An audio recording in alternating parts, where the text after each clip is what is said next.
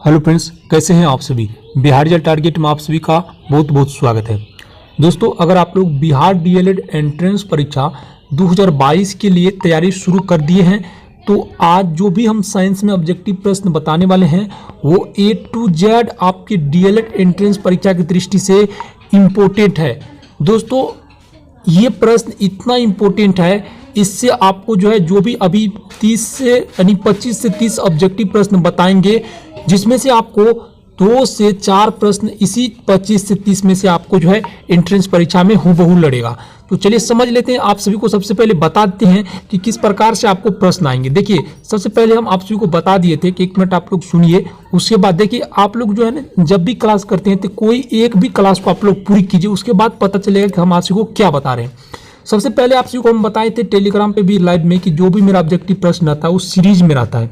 तो यहाँ पे देख सकते हैं, अगर पौधा से रिलेटेड है तो सब पौधा से ही रिलेटेड है, ठीक ना, पौधा से ही रिलेटेड है। उसके बाद कोई दूसरा जो है चीज आएगा। देखिए, प्रकाश संश्लेषण है तो प्रकाश संश्लेषण से ही रिलेटेड है, जीव से रिलेटेड है तो जीव से ही, शरीर से रिलेटेड है तो शरीर से ही रिलेटेड है।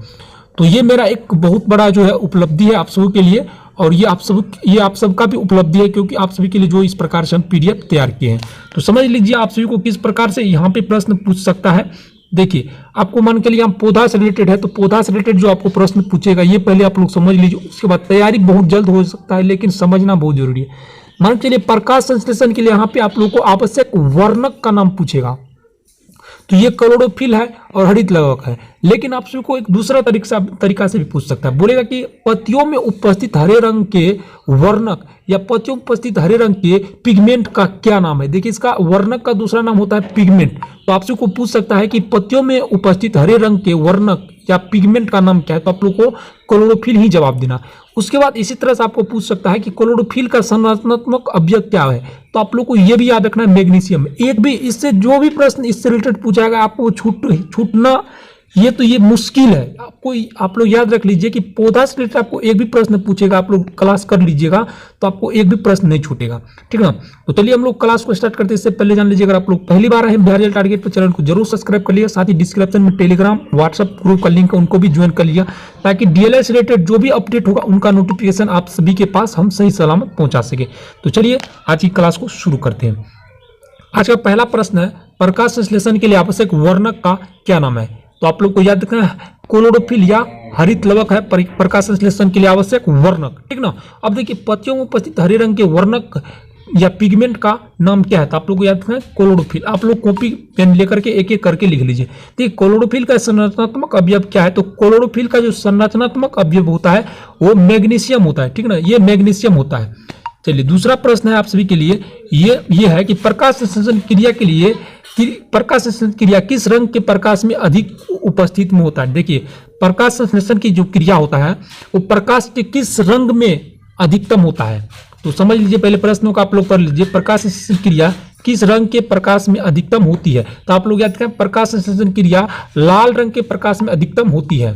तो चलिए नेक्स्ट प्रश्न को हम लोग समझते हैं। नेक्स्ट प्रश्न होता है कि किन पदार्थों को प्रकाश संश्लेषण का कच्चा माल कहा जाता है। तो आप लोग याद देखिएगा, जल तथा कार्बन डाइऑक्साइड को। देखिए, यहाँ पे जल इस साइड है, यहाँ पे देख सकते हैं ये है जल, ये है जल तथा कार्बन डाइऑक्साइड को प्रकाश संश्लेषण का जो है कच्चा माल कहा जाता है, ठीक ना दोस्तों, ये कच्चा माल कहा जाता है।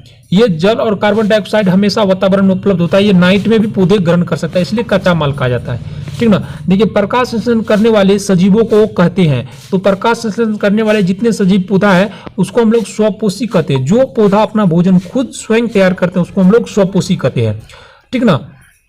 और जो दूसरे की संपर्क में रहकर अपना भोजन ग्रहण करते हैं उसको हम लोग परपोषी कहते हैं, ठीक ना। एक होता है मृतजीवी, जो कीट पतंग मरे हुए जीव को खाते हैं उनको हम लोग मृतजीवी कहते हैं, ठीक ना।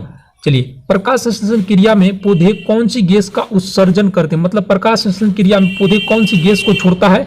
तो ये आप लोग याद रखिएगा, ये ऑक्सीजन छोड़ता है। ऑक्सीजन कहाँ से, तो जल के अणु को टूटने से ये ऑक्सीजन बनता है, ठीक ना। तो याद रखिएगा आप लोग, प्रकाश संश्लेषण क्रिया में पौधे ऑक्सीजन छोड़ते हैं और कार्बन डाइऑक्साइड ग्रहण करते हैं। चलिए, अब हम लोग समझते हैं कि वह क्या है जो प्रकाश संश्लेषण की अभिक्रिया में भाग नहीं लेता है, बल्कि यहाँ पे कुछ बल्कि इस अभिक्रिया के लिए उसकी उपस्थिति आवश्यक है। तो ये देखिए प्रकाश है, देखिए प्रकाश संश्लेषण अभिक्रिया में भाग नहीं लेता, लेकिन इसका उपस्थिति बहुत जरूरी है, ठीक ना। देखिए प्रकाश संश्लेषण क्रिया में मुख्य उत्पाद क्या है, तो ये ग्लूकोज है, ठीक ना, C6H12O6 ये ग्लूकोज है प्रकाश संश्लेषण का मुख्य अवयव जो पौधे बनाते हैं। उत्पाद है, प्रोडक्ट जिसको बोलते हैं। मान के लिए अगर कोई चीज़ देखिए उत्पाद आप लोग अगर पढ़े होंगे 10th क्लास में, तो ये प्रोडक्ट जो होता है ये उत्पाद इसको हम लोग बोलते हैं, ठीक ना, इसको हम लोग उत्पाद बोलते हैं। चलिए प्रकाश संश्लेषण क्रिया में उप उत्पाद क्या क्या होते हैं, जो उप उत्पाद होते हैं वो क्या क्या होते हैं, तो जल और ऑक्सीजन होते हैं, ठीक ना।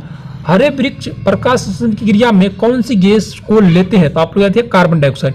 देखिए प्रकाश संश्लेषण किस प्रकार की अभिक्रिया है, तो ये जो है फोटोकेमिकल क्रिया है, ठीक ना, फोटोकेमिकल क्रिया है, ठीक ना। देखिए अब एक इंपॉर्टेंट यहाँ पे एक और प्रश्न आप सभी के लिए इंपॉर्टेंट है, समझ लीजिए आप लोग।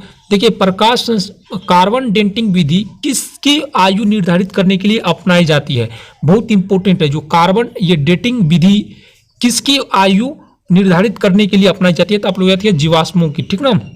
चलिए नेक्स्ट प्रश्न है, अत्यधिक शराब का सेवन करने से शरीर में कौन सा अंग विशेष रूप से प्रभावित होता है, तो याद देखिएगा जो अधिक शराब का सेवन करता है उसका लीवर खराब हो जाएगा, ठीक ना। चलिए नेक्स्ट प्रश्न आप सभी के लिए, शरीर में रक्त बैंक यानी ब्लड बैंक का नाम क्या है, शरीर में जो ब्लड बैंक का काम करता है वो क्या है, तो प्लीहा को शरीर में ब्लड बैंक कहा जाता है। देखिए हरे पौधे में प्रकाश संश्लेषण क्रिया की इकाई क्या कहलाते हैं, तो ये जो है क्वांटोसोम कहलाती है, ठीक है ना, क्वांटोसोम।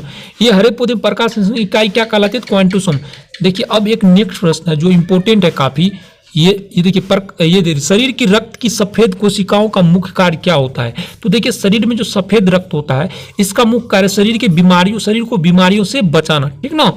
देखिए मछली के हृदय में कितने कोष्ठ होते हैं, तो 2 होते हैं, और मानव हृदय में 4 कोष्ठ होते हैं। और देखिए सबसे इंपॉर्टेंट प्रश्न ये है कि मानव शरीर में रक्त से अवांछनीय पदार्थों को पृथक करने का कार्य कौन सा अंग करता है, तो याद देखिएगा वृक्क, जिसको किडनी बोलते हैं, ठीक ना। तो आप लोग को अभी जितना प्रश्न बताए हैं ये काफी इंपॉर्टेंट है। कल से ये जो है कल से बदल गया है, इनका अब सब्जेक्ट बदल गया है, क्योंकि पौधे से रिलेटेड जितना भी प्रश्न था आज आप सभी को जो भी 25-30 ऑब्जेक्टिव प्रश्न था यहाँ से आप सभी को टोटल ऑब्जेक्टिव प्रश्न आपको यहाँ पे बता दिए। तो मैं ऐसा करता हूँ आप लोग एक ऑब्जेक्टिव प्रश्न याद कर लीजिएगा। अगर क्लास आप सभी को अच्छा लगे तो चैनल को जरूर सब्सक्राइब कर लीजिएगा, साथ ही डिस्क्रिप्शन में टेलीग्राम का लिंक है उनको भी आप लोग ज्वाइन कर लीजिएगा, ताकि भविष्य का भी फायदा और जो भी डीएलएड से रिलेटेड फायदा होगा वो आपको हो सके। धन्यवाद।